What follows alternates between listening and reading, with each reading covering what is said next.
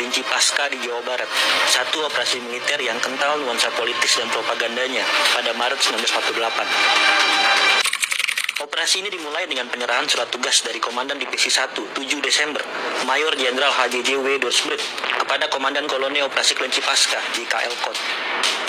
Perintah resmi dari Kots pun disampaikan, koloni tempur Operasi Kelinci Pasca pun diberangkatkan. Rute pertama adalah menuju Pamempek, via Garut Kota. Konvoi militer itu menyusuri jalan pegunungan di kawasan Parayangan yang berkelok-kelok dan tidak diaspal. Sungai-sungai yang membelah kawasan Parayangan membuat mereka harus keluar masuk jembatan dengan berbagai ukuran dan berbagai bentuk. Mereka tiba di Garut. Ini adalah suasana Garut Kota ketika itu. Mereka masuk ke dalam kota dalam iring-iringan parade militer yang menarik perhatian masyarakat. Komandan Kots segera melapor kepada komandan militer setempat.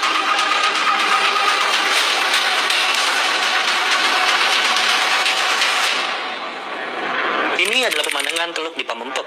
Pelatihan lapangan dilakukan di sini. Skenario latihan tempur ini sebagai berikut.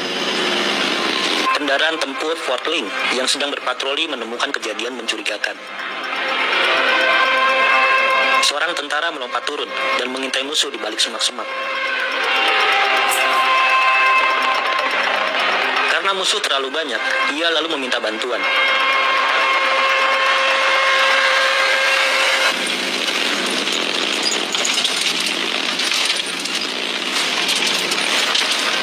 Datanglah mobil lapis baja Hammer Mark 4 yang langsung menembaki markas musuh di seberang sungai.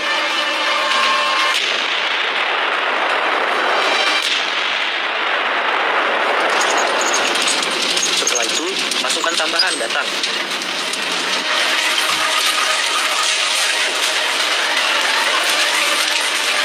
Mereka membangun pertahanan dan menyerang.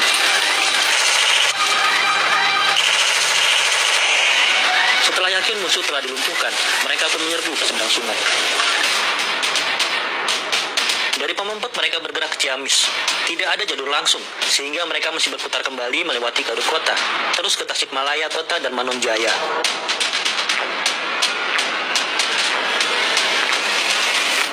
Sebagaimana di Garut, pasukan Belanda melakukan parade militer ketika memasuki kota. Komandan Teritorial Jawa Barat Mayor Jenderal Dorsberg sudah hadir di sini untuk menghadiri pelantikan sejumlah pejabat lokal di bawah pemerintahan GAP.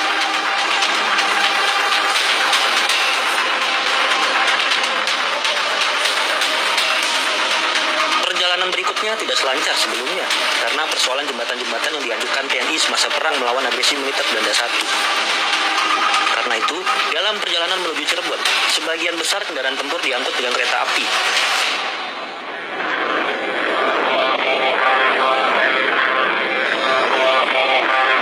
Tampak lokomotif menarik gerbong-gerbong yang membawa kendaraan medis, diikuti oleh sejumlah mobil lapis baja Hammer Mark 4.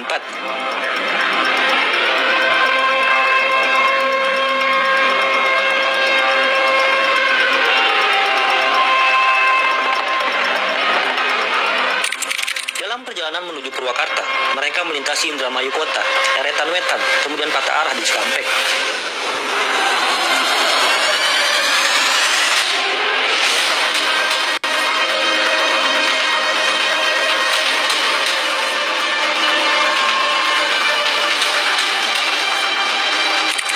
Konvoi berhenti di jalan utama dekat stasiun Purwakarta.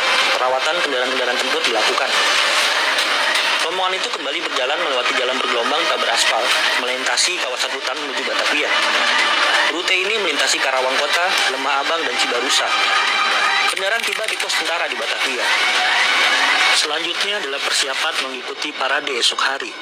Seragam militer dirapikan. Kendaraan-kendaraan tempur dicuci bersih. Kendaraan dan kru ikut serta dalam parade. Mayor Jenderal DC Burman van Frieden memberikan penghargaan kepada prajurit Kenil di Burgemeester Bioskren, kini Taman Suropati Menteng, pada 24 Maret 1948.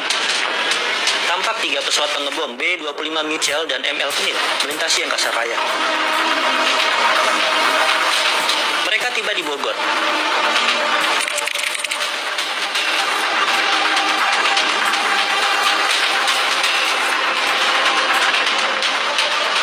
Istana di Bogor dengan bendera Belanda di atasnya. Perjalanan dilanjutkan menuju Pelabuhan Ratu via Cibadak.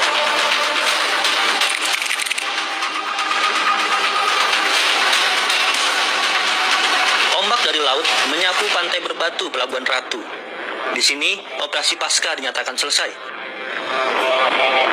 Berkendara perlahan, kendaraan diarah kembali ke Bandung via Cianjur. Telah menempuh perjalanan selama 14 hari.